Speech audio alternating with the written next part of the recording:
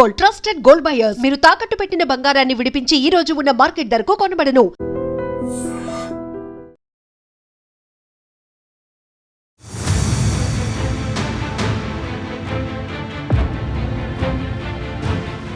నమస్తే, welcome to iDream talking point with Kavitha.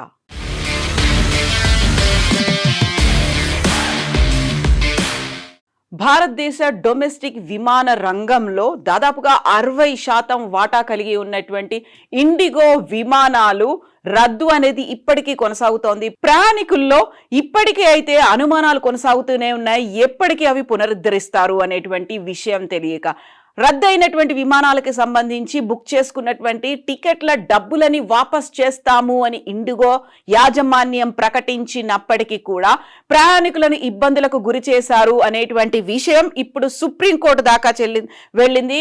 IndiGo వ్యవహారం అనేది ఇప్పుడు సుప్రీంకోర్టు మెట్లెక్కింది. ప్రజా ప్రయోజన వ్యాజ్యం దాఖలైంది. ఈ నేపథ్యంలోనే ప్రయాణికులు తీవ్రమైనటువంటి ఆగ్రహం వ్యక్తం చేస్తున్నటువంటి తరుణంలో విమానాలు రద్దై ప్రయాణికులు అసౌకర్యం కలిగించారని న్యాయస్థానంలో ఒక పిటిషన్ ని దాఖలైంది. ఈ పిటిషన్ ని సుప్రీం ధర్మాసనం స్వయంగా విచారణ చేపట్టి స్టేటస్ రిపోర్ట్ సమర్పించేలా పౌర విమానయాన శాఖతో పాటుగా డీజీసీకి, directorate general of civil aviation కూడా ఆదేశాలు జారీ చేసింది.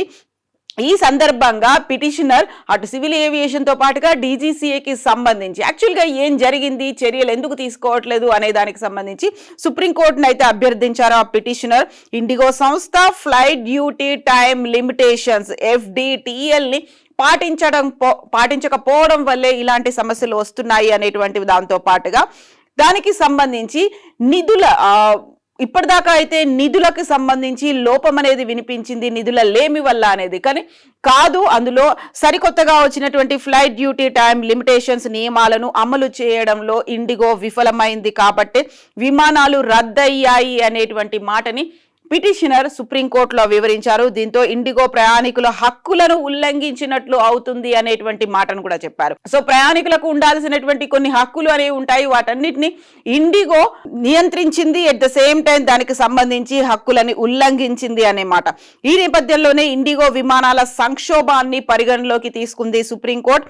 ఈ విషయంపై ప్రధాన న్యాయమూర్తి జస్టిస్ సూర్యకాంత్ అత్యవసర విచారణ కోసం పిటిషనర్ న్యాయవాదిని తన నివాసానికి పిలిపించి మాట్లాడుతున్నారు అనేటువంటి ఒక సమాచారం కూడా ఉంది. ఈ నేపథ్యంలోనే ఇదే అవకాశంగా ఇతర ప్రైవేటు విమానయాన సంస్థలు కూడా విపరీతమైనటువంటి రేట్లను పెంచినటువంటి పరిస్థితి కనిపిస్తోంది. దాదాపుగా 1,00,000కు పైగా ఈ టికెట్ రేట్లు అనేవి ఇప్పుడు నమోదవుతున్నటువంటి పరిస్థితి కనిపిస్తుంది. సో ఇండిగో విమానాల రద్దు ఎఫెక్ట్ అనేది కీలకమైనటువంటి విమానాశ్రయాల మధ్య ఎక్కువగా రద్దీ ఉండేటువంటి ప్రాంతాలు, రూట్స్ ఏవైతే ఉంటాయో వాటి మధ్య ఇతర విమానయాన సంస్థలకి అది విపరీతమైనటువంటి లాభాలను తెచ్చిపెట్టే పరిస్థితిగా మారింది. అందులోనూ ప్రధానంగా ఢిల్లీ టు బెంగళూరు ప్రయాణించడానికి మామూలుగా అయితే బిజినెస్ క్లాస్ కాకుండా ఎకానమీ క్లాస్ కూడా ₹1,00,000 పైగా ఉండడం అనేది ప్రయాణికులకి ఇప్పుడు షాక్ గురి చేస్తుంది. ఒక రకంగా ఇండిగో వల్ల అసహనానికి గురైనటువంటి ప్రయాణికులకి ఇతర విమానయాన సంస్థల నుంచి ఇప్పుడు షాక్ తో పాటుగా ఆగ్రహం కూడా కలుగుతోంది. దేశీయ విమానయాన రంగంలో గత కొన్ని రోజులుగా ఈ క్యాన్సిలేషన్స్ అనేవి కొనసాగుతూ వస్తున్నాయి. అందులో ప్రధానంగా ఇండిగోకి సంబంధించి 1,232 విమానాలు ఇప్పటిదాకా రద్దయినట్టుగా కనిపిస్తోంది. ఈ నేపథ్యంలో అటు ప్రయాణికులతో పాటుగా అడ్వాన్స్ బుకింగ్ చేసుకున్నటువంటి ఇతరులు కూడా, అందులోనూ పర్టికులర్ గా ఇప్పుడు శబరిమలకి పీక్ టైం కావడంతో అక్కడికి వెళ్లేటువంటి భక్తులు కూడా తీవ్రమైనటువంటి ఇబ్బందులు పడుతున్నటువంటి పరిస్థితులు. ఈ నేపథ్యంలోనే ఇతర విమాన సర్వీసులకి విపరీతమైనటువంటి విపత్కర పరిస్థితులు అనేవైతే కనిపిస్తున్నాయి. టికెట్ ధరలని భారీగా పెంచాయి. సాధారణంగా ఉండాల్సినటువంటి టికెట్ ధర కంటే 3 నుంచి 10 రెట్లు అనేది విపరీతంగా ఈ రేట్ అనేది పెరిగింది. ఈ నేపథ్యంలోనే ప్రధాన నగరాల మధ్య ఒక్కరోజు ప్రయాణానికి, అది కూడా 1-2 గంటల ప్రయాణానికి దాదాపుగా ₹1,00,000 వరకు టికెట్ రేట్లు పలుకుతున్నాయి.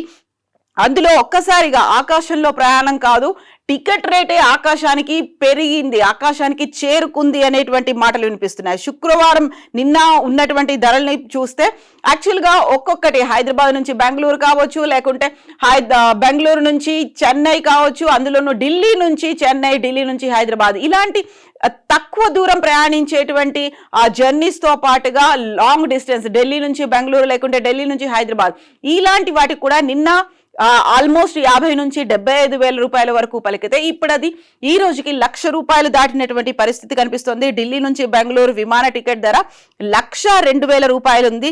చెన్నై ఢిల్లీ మార్గంలో టికెట్ ధర 90,000కు చేరుకుంది. అలాగే ఢిల్లీ నుంచి ముంబైకి వెళ్లాల్సినటువంటి విమానాలు 55,000కు ఉంటే ఇతర విమానయాన సంస్థల ధరలు కూడా ఆల్మోస్ట్ 20,000 నుంచి 40,000 మధ్యలో ఉన్నటువంటి పరిస్థితి కనిపిస్తోంది.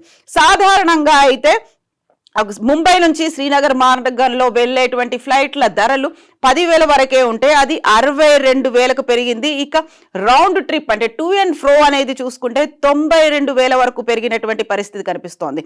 సో ఇదే పరిస్థితి హైదరాబాద్ మార్గంలో కూడా విపరీతంగా ఉంది. ఎయిర్ ఇండియా విమాన టికెట్ ఢిల్లీ నుంచి హైదరాబాద్కి 33,000 రూపాయలకు చేరుకుంది. అదే సాధారణమైనటువంటి రోజుల్లో అంటే ఇంత ఈ రద్దీ లేకుండా ఇండిగో ఫ్లైట్స్ క్యాన్సిల్ అవ్వకుండా ఉన్నటువంటి పరిస్థితుల్లో 5 నుంచి 7,000 వరకు ఉండేటువంటి ఈ టికెట్ ధర హైదరాబాద్ నుంచి ఢిల్లీ అనేది ఇప్పుడు అది 35,000 33,000 మధ్యలో కనిపిస్తోంది. రాబోయే రోజుల్లో కూడా ఈ టికెట్ల రేట్లు ధర తగ్గడం అనేది కనిపించట్లేదు. అందులోనూ డిసెంబర్ 7 అంటే రేపు ఢిల్లీ చెన్నై ఎకానమీ క్లాసులో ఆ టికెట్ ధర 53,000 రూపాయలుగా కనిపిస్తోంది. ఢిల్లీ నుంచి హైదరాబాద్ లో కనీస ధర అనేది 25,000 రూపాయలుగా ఉంది. సో ఈ విపరీతమైనటువంటి ధరలు పెరిగినటువంటి నేపథ్యంలో చాలా వరకు ప్రయాణికులు క్యాన్సిల్ చేసుకుంటున్నారు తమ ప్రయాణాల్ని అని ఐడెంటిఫై చేసినటువంటి ఇండియన్ రైల్వే ఇప్పుడు ఒక శుభవార్తని ప్రయాణికులకు అందిస్తోంది. అందులోనూ పర్టికులర్గా ఇండిగో విమానాల రద్దుతో విపరీతమైనటువంటి డిమాండ్ ఉంది. అందులో ప్రయాణికుల్లో అసహనం ఉంది, అసౌకర్యం కలుగుతోంది, ఆగ్రహావేశాలు కూడా ఉన్నాయి. కాబట్టి దేశవ్యాప్తంగా కీలకమైనటువంటి నగరాల మధ్య ఇతర విమానయాన సంస్థలు కూడా విపరీతమైనటువంటి రేట్లు పెంచినటువంటి పరిస్థితుల్లో కీలక నగరాల మధ్య నడిచేటువంటి 37 ప్రీమియం రైళ్లకి 116 అదనపు బోగీలను కూడా ఏర్పాటు చేసింది. దక్షిణ రైల్వే పరిధిలో ఏకంగా 18 రైళ్లకి ఈ బోగీలని అటాచ్ చేశారు. డిసెంబర్ 6 నుంచి అంటే ఈ రోజు నుంచే ఈ అదనపు కోచ్లు అనేవి అందుబాటులోకి వస్తున్నాయి. ప్రయాణికులు ఈ సదుపాయాన్ని వినియోగించుకోవాలి అని రైల్వేస్ కూడా ఇన్ఫర్మేషన్ ఇస్తోంది. నిర్వహణ లోపం కారణంగా ఇండిగో విమానాలు అనేవి రద్దవడం వల్ల ఈ పరిస్థితి ఏర్పడింది. దాన్ని అనుకూలంగా మార్చుకునేటువంటి ప్రయత్నాలను అటు ఇతర విమానయాన సంస్థలు ఇటు రైల్వే సంస్థ కూడా ఏర్పాటు చేసింది. ఆ నేపథ్యంలోనే వందల సంఖ్యలో ఇలా విమానాలు రద్దవుతున్నాయి. కాబట్టి రైల్వే శాఖ ఇలాంటి కీలకమైనటువంటి నిర్ణయం తీసుకుంది. అందులోనూ ప్రయాణికులు ఇతర విమానయాన సంస్థల చేతుల్లో దోపిడీకి గురవుతున్నాయి. ఆ దిశలో ఉన్నప్పుడే రైల్వే శాఖ ఈ కీలకమైనటువంటి నిర్ణయం తీసుకుంది. సదుపాయాన్ని వినియోగించుకోవాలని కోరుతోంది. సో డిమాండ్ అధికంగా ఉన్న మార్గాల్లో అదనపు స్లీపర్ క్లాస్ కోచ్లని చైర్ కార్లని కూడా జత చేస్తోంది. డిసెంబర్ 6 నుంచి ఇవి ప్రయాణికులకు అందుబాటులో ఉంటాయని అనౌన్స్ చేశారు. దీంతో పాటుగా ఉత్తర రైల్వే దక్షిణ రైల్వేతో పాటుగా ఉత్తర రైల్వే కూడా 8 రైళ్లలో బోగీలను పెంచారు. కొన్ని రైల్స్ కి సంబంధించి థర్డ్ ఏసీ చైర్ కార్ కోచ్లను కూడా అదనంగా జత చేశారు. పశ్చిమ రైల్వే విషయానికి వస్తే 4 రైళ్లకు థర్డ్ ఏసీ సెకండ్ ఏసీ కోచ్లను యాడ్ చేశారు.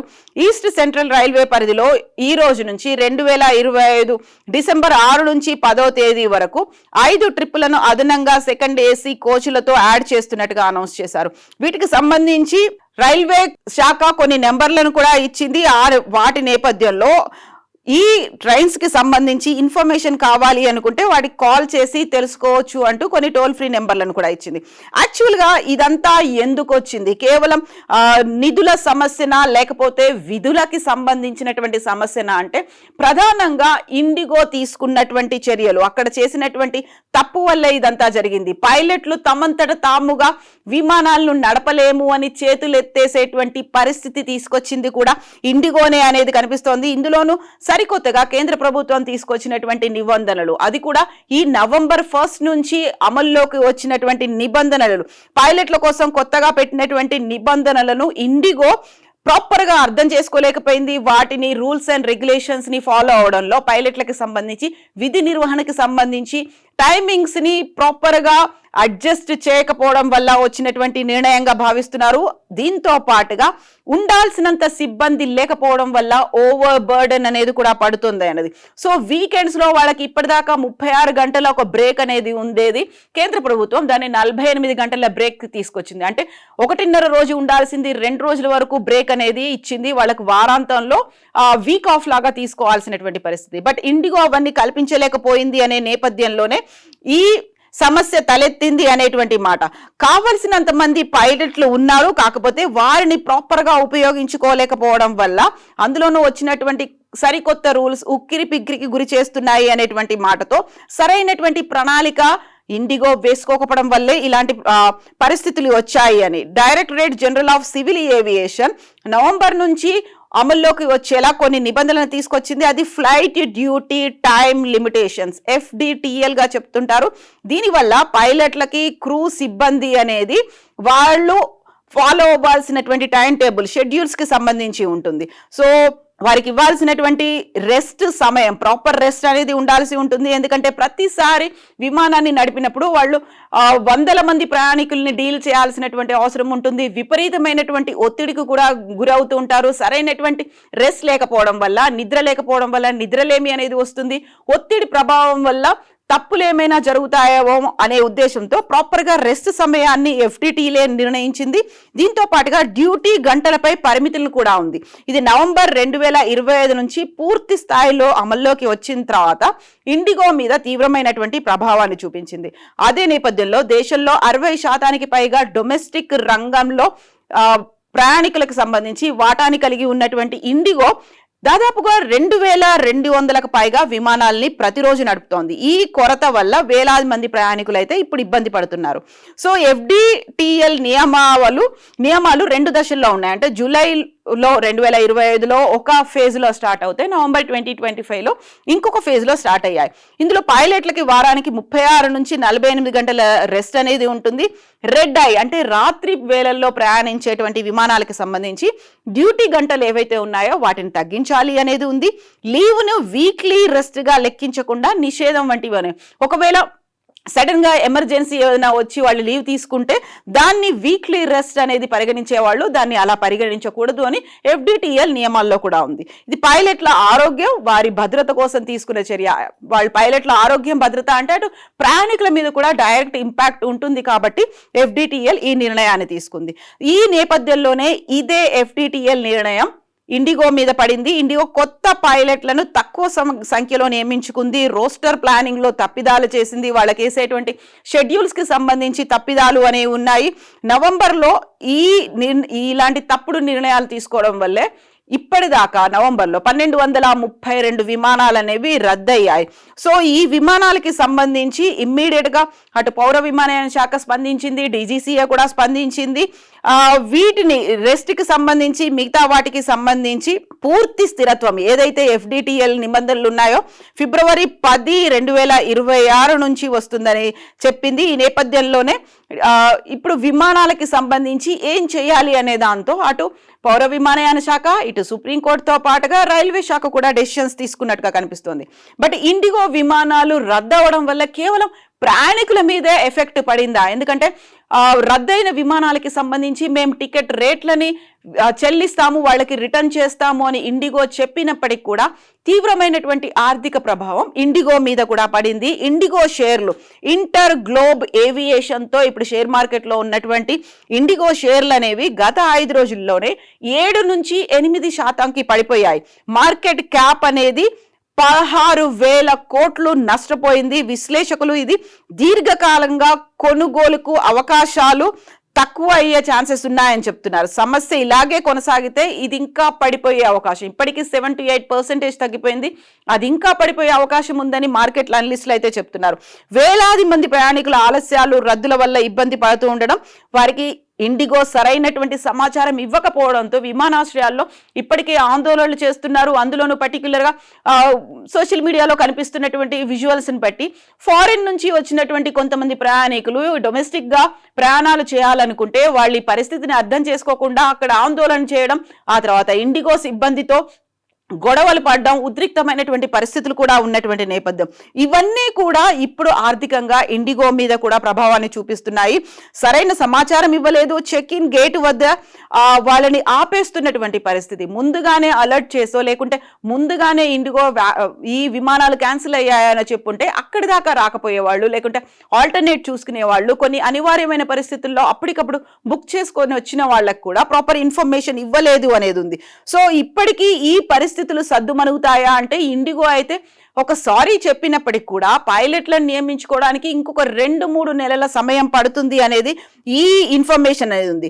ప్రయాణికులు నిజంగానే తమకి సంబంధించినటువంటి ఫ్లైట్ పనిచేస్తోందా లేదా, వెళ్తోందా లేదా అని తెలుసుకోవడానికి రెగ్యులర్గా ఇండిగో వెబ్సైట్ని అయితే చెక్ చేసుకోవాల్సినటువంటి అవసరం ఉంది. ఈ సరికొత్త ఈ నిబంధనలు అనేవి ఎప్పటి నుంచి అమల్లోకి వస్తాయి అనే దాన్ని బేస్ చేసుకొని ముందుగానే ప్రాపర్గా ఇండిగో ఎందుకని చర్యలు తీసుకోలేదు, ఉన్నటువంటి పైలట్ల మీదే బోల్డ్ అంత బర్డన్ని ఎందుకు పెట్టింది అనేదే ఇప్పుడు ప్రశ్నలు. దీనికి సంబంధించి కేంద్ర ప్రభుత్వం అయితే ఇండిగో నుంచి ఆన్సర్స్ తీసుకునే ప్రయత్నం చేస్తోంది.